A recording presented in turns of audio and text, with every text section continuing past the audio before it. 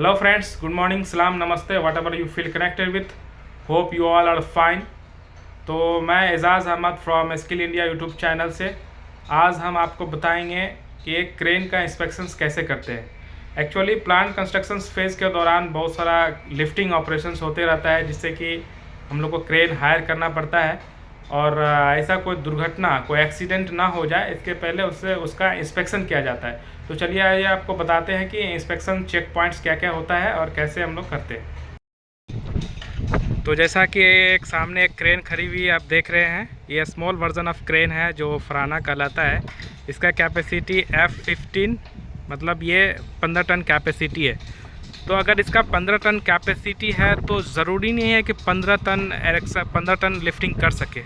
Depends upon इसका boom angle कितना होगा, बूम रेडियस कितना होगा और लिफ्टिंग हाइट क्या होगा, उसके बारे में बाद में बात करेंगे। तो कोई भी क्रेन को कंस्ट्रक्शन साइट के अंदर लेने के लिए सबसे पहले चेक पॉइंट होता है उसका डॉक्यूमेंटेशन पार्ट। तो डॉक्यूमेंटेशन पार्ट्स में क्या क्या देखा जाता है, गाड़ी का POC है कि नहीं, pollution under control, RC registration certificate, insurance copy. अगर कोई हादसा इंसिडेंट हो जाता है तो उसका गवर्नमेंट कवरेज होना चाहिए, तो उसके लिए इंश्योरेंस पॉलिसी वैलिड होना चाहिए। चौथा है कि फ़िटनेस पेपर होता है इसका, वो भी वैलिड होना चाहिए। फ़िटनेस बोले तो इसका फ़िज़िकल फ़िटनेस भी होता है, जैसे कि अगर क्रेन पीछे जा रहा है तो उसका साउंड आना चाहिए, लाइटिंग आना चाहिए, सो दैट कि अगर कोई पीछे कोई मूवमेंट एक्टिविटी हो रहा है तो उसको कंट्रोल किया जा सके। और लाइटिंग सिस्टम है कि नहीं, साउंड सिस्टम है कि नहीं। तो ये एक फ़िटनेस पेपर होता है जो कि वो फ़िटनेस पेपर चेक पॉइंट होना चाहिए। और पाँचवा, कोई भी ऑपरेटर, जो भी ऑपरेटर इसको ऑपरेट करेगा उसका वैलिड ऑपरेटर लाइसेंस चाहिए। कोई भी ये क्रेन या फराना नहीं चला सकता जब तक कि उसके पास वैलिड ऑपरेटर लाइसेंस नहीं हो। तो ये सारा अगर डॉक्यूमेंटेशन पार्ट है तो ये क्रेन या फराना साइट के अंदर आ जाएगा। फिर साइट के अंदर आने का परमिशन मिल जाता है। फिर साइट पे आने के बाद इसका इंस्पेक्शन होता है या साइट से पहले ही कर लिया जाता है। सबसे पहला इलेक्ट्रिकल पार्ट्स हम लोग देखते हैं। इलेक्ट्रिकल इंस्पेक्शंस में जैसे इसका कोई वायर कहीं डैमेज नहीं है, कट नहीं है, क्योंकि बहुत सारा सेंसर्स लगा रहता है, SLI सेफ लोड इंडिकेटर्स और स्पीड मेज़र करने का भी इक्विपमेंट सब लगा रहता है। तो वो सब अगर वायर फॉल्ट रहेगा तो सेंसर्स काम नहीं करेगा, तो इंसिडेंट होने का चांसेस है। और वायर कहीं कट नहीं हो, डैमेज नहीं हो। और इसके अंदर SLI होना चाहिए, सेफ लोड इंडिकेटर, जो एक तरह का ये एक सेंसस लगा रहता है बूम में कि अगर क्रेन कैपेसिटी से ज़्यादा अगर गलती से उठा लेता है और कैपेसिटी से ज़्यादा होने लगता है तो ये बिलिंग साउंड करने लगता है ऑपरेटर्स कैबिन में। तो फिर ये मटेरियल्स को सेफली अनलोड कर दिया जाता है। दूसरा है mechanical check points. Mechanical check points में आपको क्या देख लेना चाहिए, सबसे पहले तो इसका हाइड्रोलिक पार्ट है वो सही से काम कर रहा है कि नहीं। तो ये जो बूम है आप देख रहे हैं सभी अभी अंदर है, स्लॉटेड अंदर है, एक एक करके बूम स्लॉट से निकलते जाएगा, बाहर निकलते जाएगा। तो बूम को निकाल करके अंदर करके भी देखा जाता है कहीं फंस तो नहीं रहा है, अटक तो नहीं रहा है। इसका लुब्रिकेशंस अच्छे से होना चाहिए, अगर लुब्रिकेशंस अच्छे से है तो वो बीम आराम से अंदर बाहर निकलेगा। दूसरा हाइड्रोलिक पार्ट चेक करना है कि हाइड्रोलिक ऑयल लीकेज तो नहीं है। अगर हाइड्रोलिक ऑयल लीकेज होगा तो लोड लिफ्टिंग कैपेसिटी घट जाएगा और इंसिडेंट होने का चांस रहता है।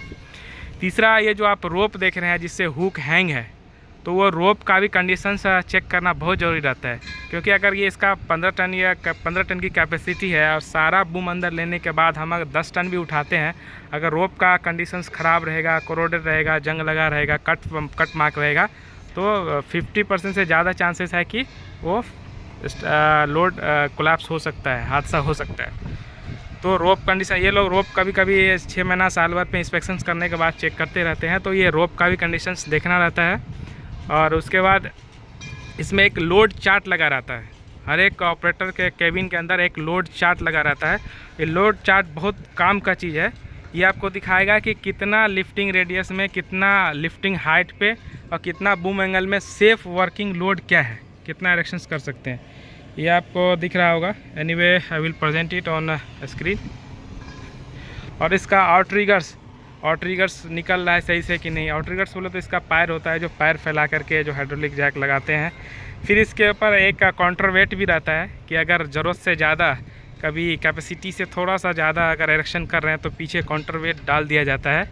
सो दैट कि इसका कोई रिस्क फैक्टर्स ना रहे। और ये जो हुक आप देख रहे हैं, हुक में एक लैशिंग होना चाहिए, लैचिंग होना चाहिए। ये जो हुक देख रहे हैं उसमें एक क्लिप टाइप का लगा रहता है, वो स्प्रिंग सेट रहता है उसमें। अगर बेल्ट उसमें घुसा देंगे तो उसके बाद वो लॉक होना चाहिए। कहीं हवा तेज़ी से चला तो हो सकता है कि मटेरियल वाइब्रेट करके गिर ना जाए।